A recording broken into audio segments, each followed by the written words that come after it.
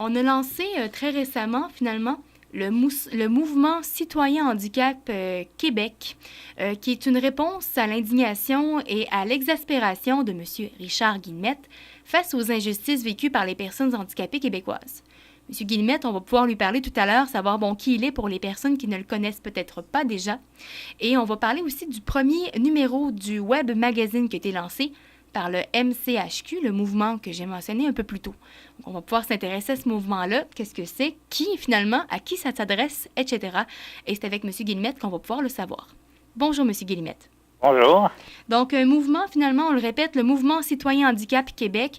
Donc, pourriez-vous un peu nous expliquer qu'est-ce que c'est tout d'abord et ensuite, quel est le but de ce mouvement-là? Il faut bien comprendre que le Mouvement Citoyen Handicap Québec n'est pas un organisme à but non lucratif, n'est pas une compagnie, n'est pas un organisme du tout. C'est un mouvement citoyen. C'est des gens qui se regroupent ensemble, qui sont atteints de handicap ou qui sont des proches de personnes qui sont atteintes de handicap ou des gens qui sont juste sensibles à la cause des personnes handicapées physiques au Québec. Et pourquoi on se regroupe comme ça? Pourquoi on se regroupe pour ça? C'est la question que je me suis posée quand j'ai créé le mouvement. C'est parce que plusieurs personnes comme moi qui sont atteintes de handicap physique se retrouvent dans des situations où dans une société développée comme le Québec ne devrait pas se retrouver. Exemple, situation de pauvreté. Situation pourquoi qu'une personne handicapée aussi lourdement atteinte doit aller habiter en CHSLD plutôt qu'habiter chez elle. Fait qu'il y a déjà des solutions qui existent. Toutes sortes de choses comme ça. Fait que c'est pour ça qu'on a créé ça, pour faire connaître une réalité aux citoyens, en guillemets, normale, là, la situation des personnes handicapées. C'est pour ça qu'on a créé. Donc, à la base, ça vise surtout à informer les gens, mais est-ce qu'on offre aussi des pistes de solutions? Est-ce qu'on y travaille? On travaille toujours sur des solutions, ça c'est certain. Il existe déjà des programmes au ministère, au gouvernement, dans plusieurs ministères, mais c'est juste qu'ils ne sont pas assez enrichis. Exemple, le médecin de domicile, OK? Il y a un programme qui existe, ça s'appelle le chèque emploi-service. Ces gens-là, ils disent, OK, exemple, Richard, là, on te donne 44 heures de service par semaine au salaire de 11 l'heure. C'est environ, rapidement comme ça, une vingtaine, à peu près 28 000 par année. On dit, par exemple, on préférait que tu sois en CHSLD. Dans CHSLD, combien ça coûte aux contribuables, ça? Ça coûte environ 60 000 à peu près. Pourquoi on ne donne pas ce 60 000-là à mon personnel chez nous? Quand je parle de moi, là, vous comprenez que je parle de tout le monde, hein? Les personnes qui ont besoin de ce service-là. Alors, pourquoi on ne donne pas cet argent-là directement, mettons, à ma préposée au lieu de me suggérer une solution comme ça, une solution barbare comme ça. Parce que le CHSLD, il faut bien comprendre une chose, c'est une prison où on met des invalides, là. Il y en a qui vont trouver que je suis un peu rough, mais c'est ça. Mange à telle heure, couche à telle heure, puis tu prends ton bain à telle heure. Le bain, c'est même pas des heures, c'est une fois par semaine. Une autre injustice qu'on va défendre, c'est la pauvreté des personnes handicapées.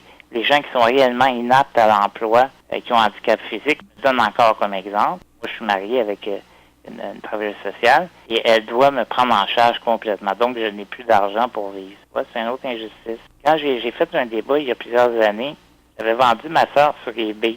Un coup d'éclat pour les médias. Puis on avait vendu Chantal sur eBay, ma sœur, en disant, bon, je suis marié et je vends ma sœur pour pouvoir vivre. On voulait bien faire comprendre au ministère de la Sécurité revenu à l'époque que ça n'avait pas de sens, cette situation-là. Et suite à ça, j'ai eu plein de téléphones de personnes handicapées partout au Québec qui me disaient « Richard, continue. Nous autres, on vit dans la clandestinité parce que sinon, on serait pauvres. » Alors, c'est la situation que les personnes handicapées vivent aujourd'hui.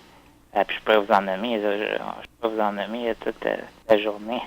Les personnes qui vous ont appelé, est-ce que ces personnes-là sont maintenant membres du mouvement? Absolument. Ils vivent amoureusement en clandestin, puis ils sont membres chez nous, c'est sûr, sauf qu'ils vont pas s'afficher comme couple demain matin. Les membres, on fait pas d'adhésion. À un moment donné, on va faire des actions choc. Okay? On va, mettons, sur la pauvreté. Bon, si on décide de manifester, grâce au mouvement Citoyen Handicap Québec, ça va être un petit peu plus facile de se réunir. Que se réunir des personnes handicapées de la province, c'est plus difficile que si on regarde les étudiants en ce moment. Les personnes handicapées ont besoin des véhicules spéciaux, on a besoin de... Alors, le gouvernement suffit là-dessus pour qu'on ferme notre grand gueule. Vous avez nommé le mot province et ça me fait penser au fait que, bon, vous êtes situé à Saint-Jean-sur-Richelieu, mais ça ne veut pas dire que ça ne touche que cette région-là puisque c'est provincial. Donc, tout le monde est invité à venir rejoindre ce mouvement-là. Oui, c'est bien gentil de le mentionner. Ça touche l'ensemble. Écoutez, toutes les personnes handicapées physiques souffrent en ce moment à cause de l'État. C'est pas, vous voyez une personne handicapée dans la rue, là, elle souvent va l'accepter son état, son handicap, là. C'est pas ça le vrai problème, là. Puis là, on est là, puis on la regarde, mon Dieu, elle fait donc pitié. J'aimerais pas ça être à sa place. Je comprends que t'aimerais pas ça être à sa place. Pas à cause de sa chaise roulante, à cause que tu vas vivre dans la pauvreté, parce que tu vas vivre pas de service. Tu vas même pas vivre, en fait, tu vas essayer de vivre. Parce que tu n'as pas de tribune, parce que tu peux pas chialer, parce que tu peux pas te rendre dans les manifs. Le gouvernement profite de ça, c'est certain. Tantôt, on parlait de métier à domicile. Entre vous et moi, là, le contribuable, lui, il aime bien mieux payer 60 000 pour garder un individu chez eux qui va vivre librement et heureux que payer 60 000 dans une prison.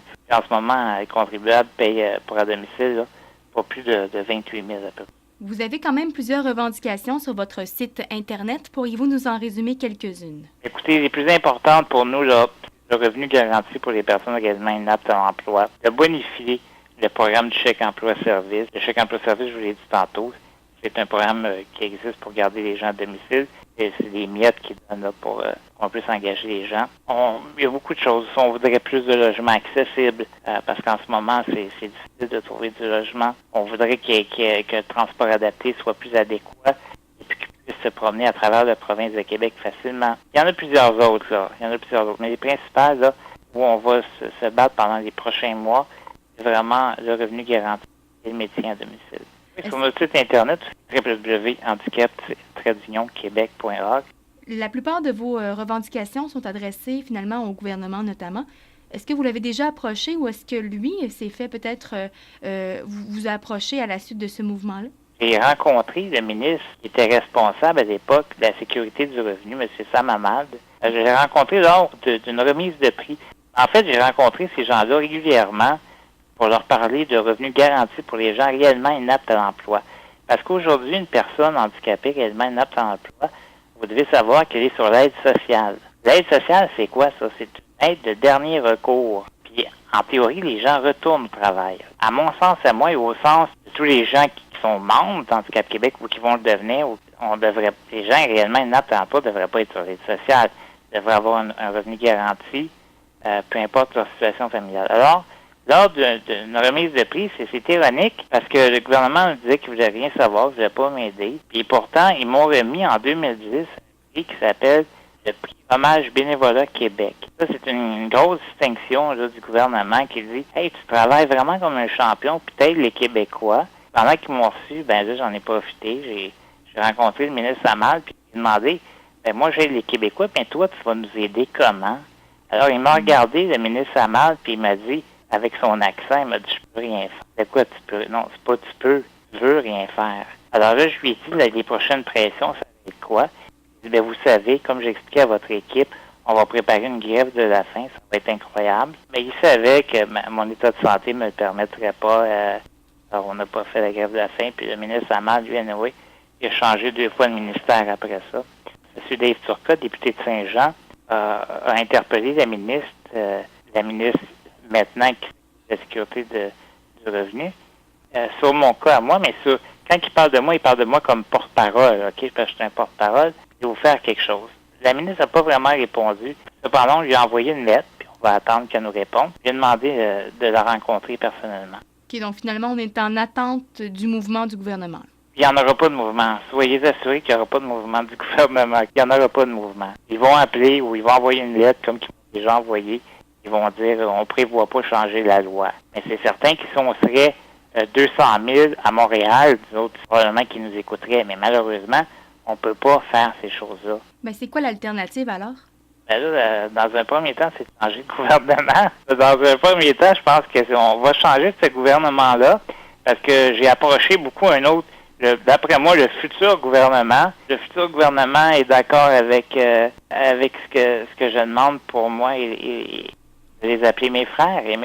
Il est d'accord avec le fait qu'une personne handicapée réellement inapte à l'emploi ne devrait pas être sociale, mais devrait plutôt avoir un revenu garanti. Puis il est d'accord aussi avec le métier à domicile. Comment explique-t-on qu'on donne 44 heures et demie de service à une personne à domicile? On sait très bien qu'elle a besoin d'un service 24 heures sur 24. On lui dit, ben là, si tu as besoin de trop d'aide, va en CHSLD. Ah non, non, non, non, on va te faire torcher le cul en prison du gouvernement. Écoutez, être une personne handicapée, là, je vous le dis, là, c'est pas si malheureux que ça. Si l'État nous aiderait un peu plus. Mais l'État nous aide pas vraiment. Pour ce qui est du mouvement, le mouvement citoyen handicap Québec, est-ce qu'on s'est donné une espèce d'objectif du nombre de membres qu'on veut pouvoir rejoindre? On espère, nous autres, on espère. C'est pour ça qu'on a envoyé un communiqué de presse de masse à l'ensemble du Québec. On espère que tous les personnes handicapées du Québec vont entendre parler du mouvement puis vont devenir membres parce que c'est la force qui fait le nombre. Comment est-ce qu'on procède pour devenir membre? On fait juste nous écrire, on nous écrit et puis ils deviennent membres automatiquement. Ça coûte rien, puis on peut se joindre à nous aussi par Facebook. On a Twitter. Tantôt, vous parlez du magazine. Je ne sais pas si vous avez l'intention d'en parler. Et c'est très intéressant parce que le magazine, ce ne sera pas un outil de propagande. Ça va être un outil éducatif, OK? C'est des gens qui ont un handicap physique et des gens qui sont proches, qui écrivent des articles. Et même moi, en tant que personne handicapée physique, j'ai monté le magazine, puis j'ai lu les pages du magazine et j'ai été bouleversé en lisant ce que j'ai lu. Il y a une fille là-dedans elle s'appelle Marie-Noël Simard, elle écrit pour nous autres. Elle peut pas travailler parce qu'elle est handicapée, ils veulent pas l'engager. Elle a une maîtrise, elle a un bac en psycho, 2 certificats en santé mentale, puis elle peut pas travailler parce qu'elle est handicapée. Les gens veulent pas l'engager. C'est une fille super intelligente. Là, elle est au Vietnam, puis elle a accepté de travailler sur notre projet. Elle parle des CHSLD privés parce qu'elle a trouvé ça bien, mais elle va nous écrire sur un nouveau sujet bientôt. C'est toutes des belles expériences. Ce que je veux dire, c'est que Marie-Noël, elle écrit, écoute, là, elle écrit avec une licorne parce qu'elle peut pas bouger ses mains, elle peut juste bouger un peu sa tête. Une licorne, c'est quoi?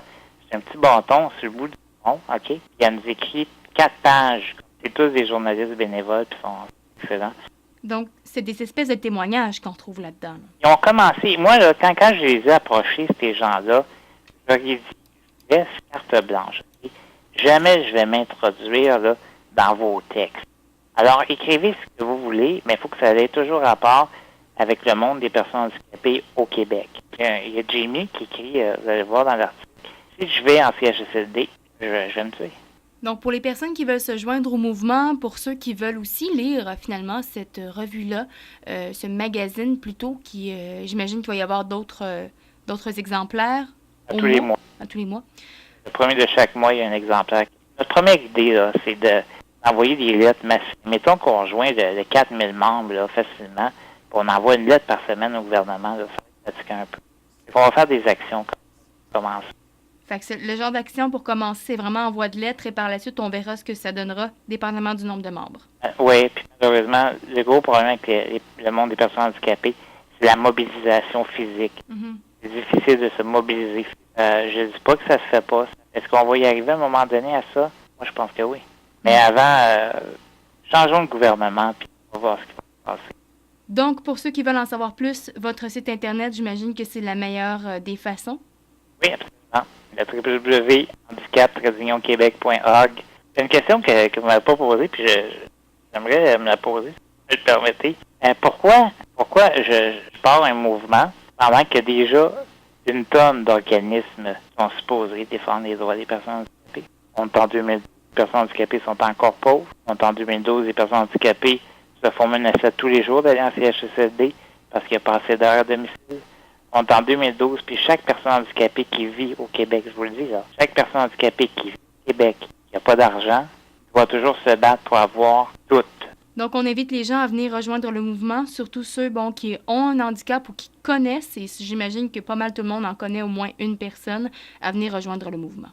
C'est bien gentil. Monsieur Richard Guillemette, qui est le fondateur du mouvement Citoyen Handicap Québec, on vous remercie pour ces quelques minutes. C'est moi qui vous remercie.